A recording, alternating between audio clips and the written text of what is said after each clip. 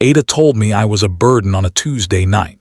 We stood in our cramped apartment, the kind where you could touch both walls if you stretched. She threw my resume on the floor like it was trash. "I'm tired of feeding a grown man with no future," she said. Her voice was cold, sharper than I'd ever heard it. "You're dead weight, Wyatt. I've been with you out of pity." Then she admitted she'd been seeing someone else, someone with direction, someone who wasn't me. It was Brock, my old classmate who used to mock me for being poor. She grabbed her coat and paused at the door. "You'll never be anything," she whispered. Then she left me standing there in the dark. The next morning, Brock sent me a text, a photo of him and Ada at breakfast smiling. Below it, "Thanks for keeping her warm for me, loser." I stared at my phone until my hands shook. Then I saw the emails. One rejection from a scholarship program I'd applied to months ago, but below it another message.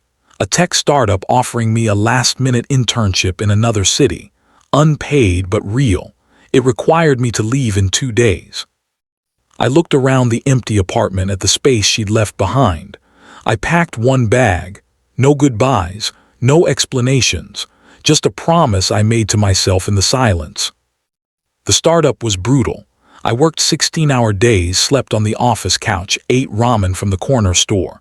Clients rejected our pitches. My code broke more than it worked. I wanted to quit every single night, but I stayed. I learned coding, marketing, product design, anything they needed. One night the CEO, a quiet man named Vernon, stopped by my desk. "You're different," he said. "Most people would have left by now." He assigned me to a high-stakes project that could save or sink the company. If I succeeded, everything changed. If I failed, I was gone. I had 1 week. I didn't sleep for 72 hours. Coffee, code, crash, repeat. My screen blurred. My fingers cramped, but on the 3rd night I cracked it. The solution saved the company thousands. Vernon called a meeting and praised me in front of everyone. It was the first time in years someone believed in me. A week later, a foreign investor named Callum attended our pitch. He didn't look at Vernon once. He looked at me. After the meeting, he pulled me aside. "I want to work with you," he said. "Not them, you." He wanted to partner with me personally, fund my own product, give me equity. I didn't know if I was ready, but I said yes anyway. Within months, my app exploded. Downloads doubled every week. Revenue climbed. My name started appearing in local tech blogs. One interview titled me "From Nothing to Brilliance." I didn't feel brilliant. I felt tired, but people noticed. Investors noticed, and then Ada noticed. One night my phone buzzed, a long message from her. Paragraphs about missing me, about being confused, about wanting to talk. She said she made a mistake. She said she wanted to see me again. Against every instinct, I agreed to meet. I told myself I just wanted to hear her out. But part of me knew I needed to see her face when she realized what she'd lost. We met at a quiet cafe. Ada looked the same, but softer somehow, apologetic. She said leaving me was the hardest thing she'd ever done. She said she did it to push me to be better. "I always believed in you, Wyatt," she said, reaching for my hand. I almost believed her. Then her phone lit up on the table. A message from Brock appeared on the screen.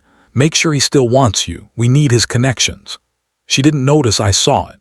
She kept talking, kept apologizing, kept pretending. I smiled and told her I'd think about us. I didn't react. I didn't flinch. I just played along. Over the next 2 weeks, Ada became clingy. She texted constantly, called me sweet names, asked about my work. She wanted to know who I was meeting, what deals I was closing. I acted unsure, vulnerable, like the old me. She invited me to dinner to talk seriously about us. I agreed. The night before, I overheard her on a call through her apartment door. "He'll invest in Brock's business soon," she laughed. "Just watch, he's still soft." I stood outside, listening. Then I walked away quietly. I didn't feel angry. I felt focused. I knew exactly what I needed to do. I smiled to myself in the elevator. Let them think I was blind. At dinner, Brock showed up unexpectedly. Ada acted surprised, but I knew better. He pitched a business idea, some vague crypto venture that sounded like a scam. They pressured me. Ada guilt-tripped me. "After everything we've been through, you can't help us," she said. When I hesitated, Brock called me stingy. Ada's face tightened. "I thought you changed, Wyatt." I recorded every word on my phone under the table, every manipulation, every lie. When they finished, I smiled and said I'd think about it. They looked relieved.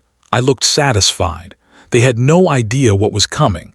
I left that restaurant knowing I'd already won.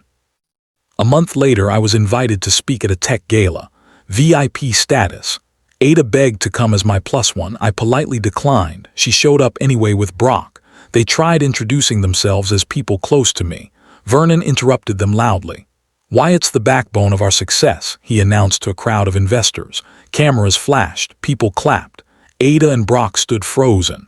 Brock tried approaching investors, dropping my name. They ignored him. One investor even walked away mid-sentence. I watched from across the room. Ada's eyes found mine. I didn't look away. I didn't smile.